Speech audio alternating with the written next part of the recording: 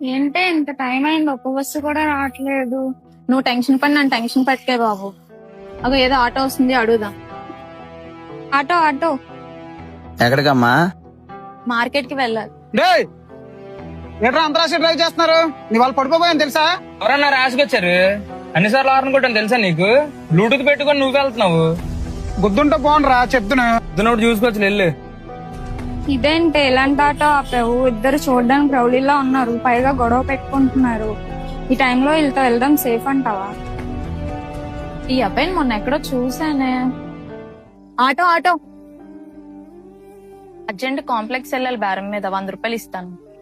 Madam మీరు ఇచ్చిన 100 రూపాయలకి వెళ్ళొచ్చు, కానీ ఈ టైంలో నేను ఆటో వెళ్ళదు మేడం. ఎందుకు రాలేరు? లోపల కస్టమర్ తాగేసి